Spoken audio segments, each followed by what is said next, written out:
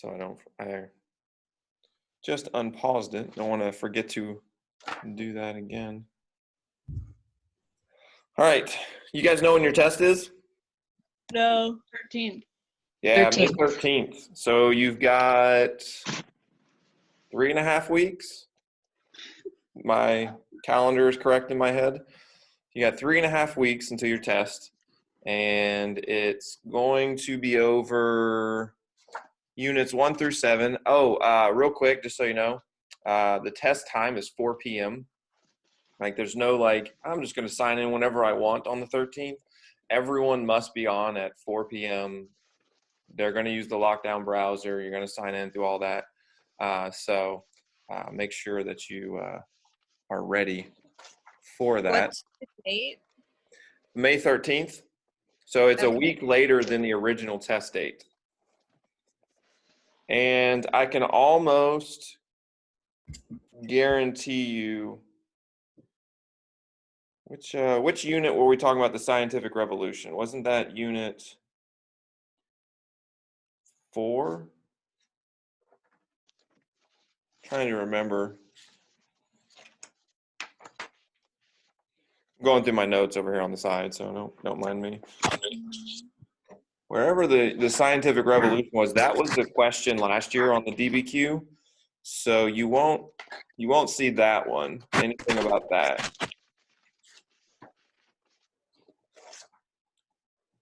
Let's see, it should be in the Age of Reformation. Maybe it's unit 2.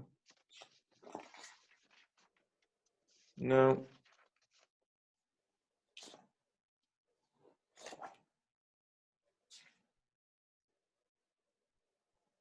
Anyways, we'll figure it out. It's not like it's must know right now type thing. So I thought over the next 3 weeks, what we'll do is we'll cover the Cold War after your test, and we'll kind of start reviewing over each of these units, making sure that we do a good job of preparing you for all of this. You're supposed to have, from this point forward, we're supposed to do 3 Zooms a week. I'm going to do the 2 that we've normally done, Monday and Thursday at 11. And I'll probably just throw in one that you guys don't have to attend and get a quick review or just something over some material that you can use to help yourself. We'll also, from now until the test, we'll do 1 DBQ a week. And it'll be through the lockdown browser and all that. So just so you guys are prepared for that, I'll get that set up later today. Probably have it open tomorrow. So don't want to yank you out of spring break too fast. When I use the lockdown browser, sometimes if like I'm reading a question or something and I don't move the mouse or anything, it'll log me out and then the timer will still be going, so it'll take away from my time. Okay, interesting. That's odd. I won't. If you run into a time problem, I'll reopen your test. Just let me know if that does happen.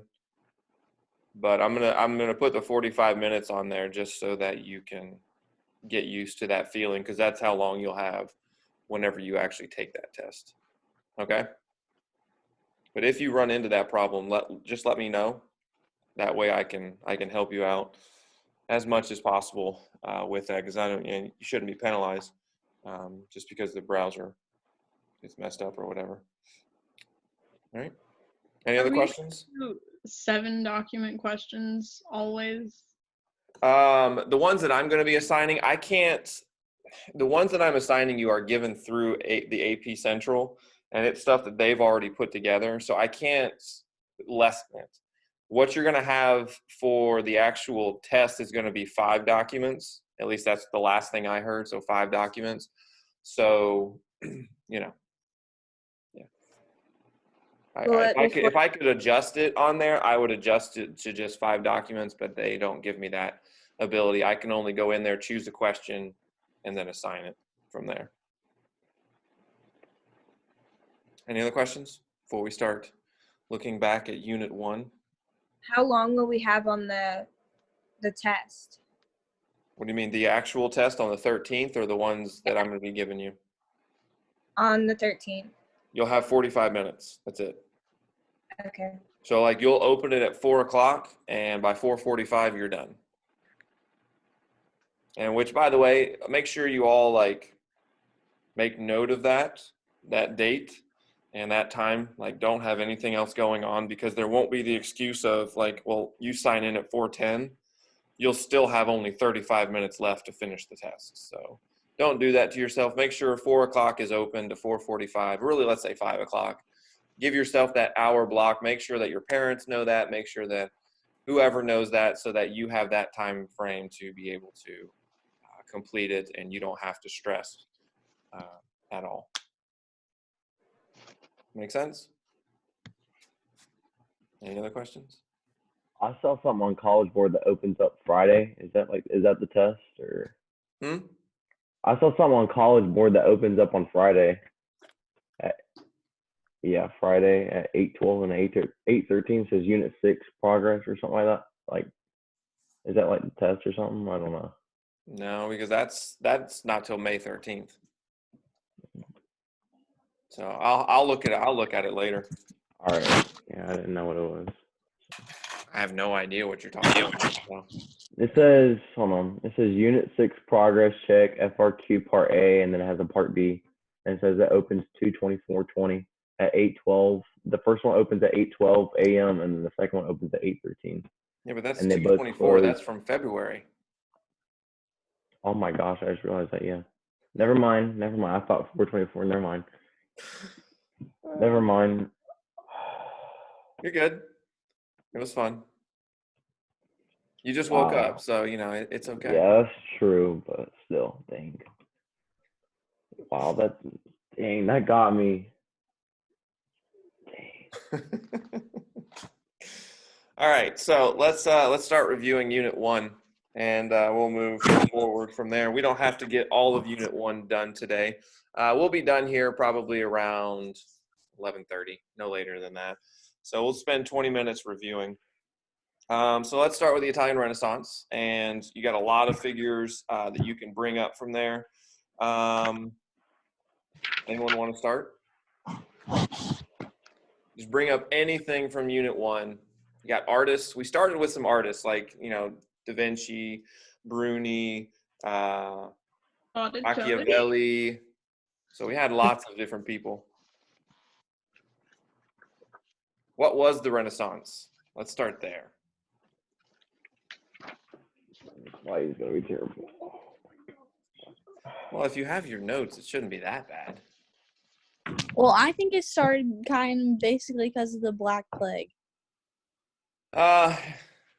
Yeah, okay. That's a factor leading up to the Italian Renaissance, lots of death. Remember, all the death opened up what? Like, what does that allow for people to have? Like, you create a new class. The middle class. Yeah, the middle class comes along and all of a sudden they have more what? Money. Which they use to do what? Entertain themselves. Ah, yes, they entertain themselves. And some people are going to use it to educate themselves at the same time. And so education becomes a bigger deal. And what's the form of education that includes like learning like the past, like Greek and Roman? What's that called? Scholasticism. Yeah, scholasticism comes about. And so they begin to kind of go backwards, and really they're going forwards by going backwards, because they're learning all the things that these great minds had thought of, and they're building upon them as they go along. And so that really gives birth to the Italian Renaissance, and you begin to see a change throughout. And remember, this is the first time in history that you can be an artist and be paid. Like, you don't have to have really a primary job, and being an artist is your other job. You can primarily do that because there were certain types of people who paid you for art. What are those people called? Patrons. Yeah, they're called Patrons. patrons. Yeah, the first time in history you have people rich enough to pay an artist for a painting, or for a sculptor for a bust or whatever. And so things really begin to change. And Michaela's right, the Black Plague had a lot to do with that, because people have more money, because there's fewer people to take the money, just to be honest. And so you have all of this taking place, and you begin to see figures like Niccolo Machiavelli. What's Machiavelli best known for? The prince. The Prince, but he was influential in changing government and how government ran and what a good leader looks like and all of those things. Remember, he was a very influential person in government for a while, and then he wasn't, and then he was. Well, yeah. So he's an interesting character to study. What were some of the things that he mentioned? You guys remember? Because I had you read The Prince. What were some of the things that we mentioned from him? If you have to hurt your general populace, do it quickly and don't drag it out. Yep. All right. That's true. A monarch can't please both like the military and the people. I think that was kind of just. Yeah, and so he tells them to choose, like, pick one. Yeah. Like, you're going to do one or the other, pick one and use it. He also told them not to hire, like, assassins or, like, people who are, like, professional soldiers. He's like, no, you don't want to do that because they follow the money. So you want to have a loyal army, and so make sure you raise it up from inside. And so these were all, like, brand new ideas, and he's changing the world and government with these ideas. Right now. Don't trust your spies. They spy on people for money. Absolutely. And there's always the double agent, the triple agent, and so much fun trying to figure out whose side you're really on in all of this. What other influential figures were in the Italian Renaissance? Bruni. Okay, tell me about him. Bruni was known as the first modern historian.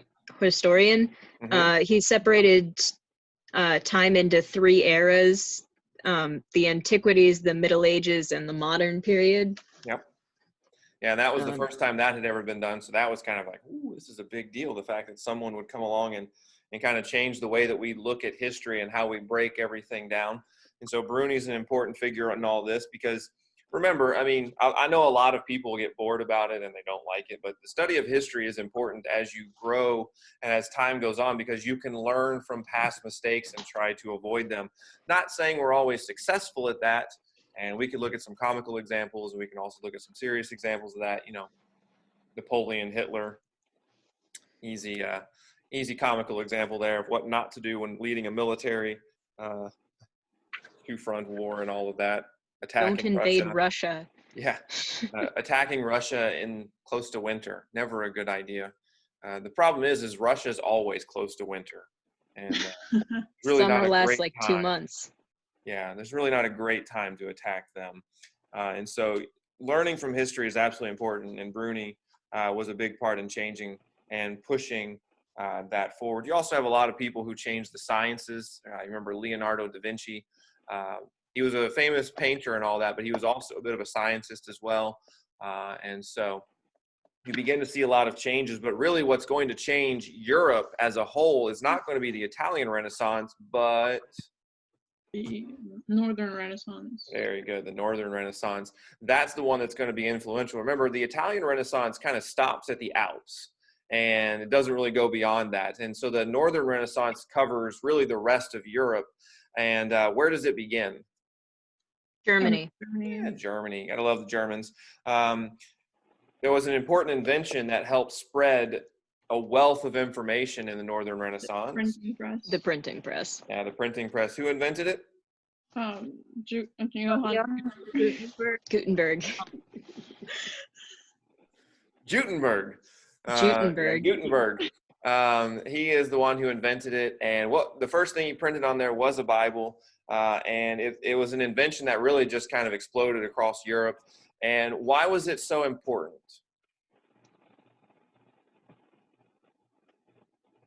Why was the printing press so important? Why did that carry all of this knowledge forward that hadn't been able to be carried prior to now? Because it's a lot easier to send a piece of paper than it is to send a person with all that information memorized. Absolutely. And you could set the type so that you could print page after page after page after page. So books became cheaper because you could mass produce them in quicker and larger quantities. And so more books being printed means more knowledge out there. Because remember, before the printing press, books were very expensive. It was something that only the rich had. And now it's something that the middle class and the rich have access to. And remember, the middle class has grown exponentially because of the Black Plague and killing off 50% of the population. All of a sudden, there's lots more money to be found out there. And smaller families because people died. But still. So Johann Gutenberg and his invention of the printing press is absolutely key to really put these ideas of the Northern Renaissance out there and to spread them. And one of the things, as we should understand with the Northern Renaissance, it changed things for religion. Because all of a sudden, like I said, the very first thing printed by Gutenberg on the printing press was what? The Bible. And what was not allowed in Catholic churches? The Bible in any language other than Latin. Exactly. If the Bible was in any other language besides Latin, sorry, it's not really the Bible. It's something else entirely. They've changed it. And so this is the first time you're going to see Bibles going into homes and people reading it for themselves, and questions begin to be asked. And shortly after the printing press is made, we also, you're going to have Martin Luther come along and all of that. So, but we'll get to that shortly. We don't have to rush into anything. How about when we talked about the new monarchies, we begin to see the rise of new powers throughout Europe during this whole time period. And some of it's being driven by Machiavelli's The Prince, but you begin to see new families come into power. Who are some of these families? The Tudors and the Habsburgs. The Tudors and the Habsburgs. Now, the Tudors are wonderful, England, and they do a lot there. But let's start with the Habsburgs, because they kind of have more of an influential touch on history for much longer than the Tudors will in England. So the Habsburgs, what do we know about them? They basically dominated European politics for about 400 years. And how did they do this? How did they accomplish this domination? Married. Huh? They married into everyone's family. Absolutely. It's like, hey, you're a reigning person. You want to put our kids together? Yeah? Mm-hmm. All right. That's awesome. And they ended up controlling most of Europe at one point, and they did it for well over 200 years just through the simple idea of marriage. Now, let's not get into the idea of whether or not there was a close relation in this marriage. We'll just say they got married, and we'll leave it at that, and we'll move on. Now, remember, you have lots of different groups. We did look up the nobles of the robe. You guys remember that group? Yeah. Who are they? They're the French nobles who were given a role for money. Mm-hmm. Yeah, you could purchase this title, this nobility, and that's not exactly the best way to do it. It basically waters down the actual importance of it, and it made some of the nobles in France very upset, because remember, there's also a role of noble that you had to earn, and that was, anybody remember? Nobles of the sword, and Yeah, it was nobles. passed down by generations. Yeah, nobles of the sword. Someone who had done something influential in the military to help France out. They usually got these positions of nobility, and they passed it down from generation to generation. So things weren't so good for those who had to purchase theirs later on whenever, the monarchies begin to change and everything. Let's go to the Tudor family real quick. You have Henry VIII. Stellar Divorce person. beheaded died, divorce beheaded survived. Yes. Lots of wives, all in search of one thing. What's that? A son. A son. And does he ever really get this son to take Sort the of, throne? but he really doesn't live very long. Yeah, exactly. He gets the son, but it never is alive long enough to take the throne. So who ends up taking the throne? Elizabeth. No, Mary first. There you go. Mary first. Bloody Mary. And yeah, things don't go well there. There's a reason why she's called Bloody Mary, and she kind of persecuted the Protestants, and then the Protestants kind of rose up and said, no. Henry VIII kind of got us out of this. Why did Henry VIII change the religion in England from Catholicism to Protestantism? Because he wanted to marry this one chick. And the Catholic Church said, Nope. No. does anyone remember why the Catholic Church said no? Because the Pope was related to Catherine. Well, it's not even just that the Pope was related. He was a distant relative. There was a close relative that had a lot of influence with the Pope. The king of, say that again, louder. Spain? Spain, yes, the king of Spain had a ton of influence over the Pope. And whenever he heard that Henry VIII wanted to divorce his sister, he was like, "Ooh, yeah, listen, Pope, if you want all this money and land, you're not going to allow that." And so the Pope said no to the divorce, and Henry VIII said, "Oh, I'm going to divorce her. I'm just going to leave the church to do it." And then they started the Anglican Church, which is literally just Catholic, but not. It's all the same practices, everything else, and that's going to lead to people going to the New World, but we'll get there when we get there. And so Henry VIII changed the religion. Mary tried to bring it back into Catholicism. The people revolted and said, "No, we don't really want that." And so Elizabeth comes to the throne, and Elizabeth's going to play a very important role because she's going to stop Philip from, turning England into the Catholic fold again. And what is this known as? What does Philip show up with? What's that large fighting group known as? The Spanish Armada. Yeah, the Spanish Armada. He dumps tons of money, tons of resources into this Spanish fleet. And what happens to it? It sinks Destroyed. in the English Channel. Yeah, the English came up with basically ships that would appear nothing better than gnats to the size of these things, but they were very effective because they could move around faster. So they had a tough time in the English Channel. So Philip's like, you know what? Let's pull out of the English Channel, and we'll continue this fight out in the open sea where we can maneuver a lot better. On the way out to the open sea, however, a massive wind rose up, which is very common in that part of England, and dashed 3/4 of the ships against the rocks, and wood being thrown against rocks with some serious force doesn't do well. The ship's kind of sunk to the bottom of the ocean, and Philip is quoted as saying, "I sent my fleet to fight against man and not against God." And literally the Spanish Armada is done. Spain's influence in the world is negligent for the next few hundred years, and they're not going to do as much on an international stage from that point forward.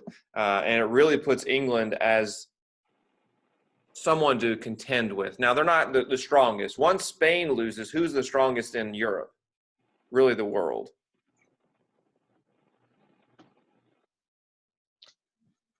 Oh, come on. Parlez-vous français? France. Yes, the French. The French are still the strongest, and they will be for a while until later on. And then the Dutch kind of take that moniker, but then the English will steal it from them in the series of Dutch-Anglo wars that they're going to have. Let's talk about some of the no, actually, let's stop there because it's 11:26, and I don't want to push it because we're not in that big of a rush. We have 3.5 weeks to cover all of this material, so we got about halfway through everything. We were going to do the technological advances of the age of exploration, all the different technologies that came out that allowed them to be able to explore and go to the new world. But like I said, we'll do that next time. So we have the new kings that come up, the new monarchies that show up, and the Habsburgs and the Tudors being the two main players there. You've also got the Northern Renaissance and the Italian Renaissance, and how learning is coming into things and how things are changing. And with the simple introduction of the printing press, now books are more available for everyone, and knowledge is easily disseminated throughout Europe at this point. All right. Any questions? I like that Friends poster behind you there, Michaela. It's nice. Thank you. Anytime.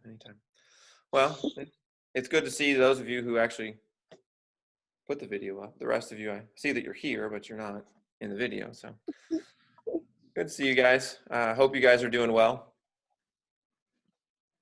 If there's anything I can do for you, please don't hesitate to reach out. Let me know.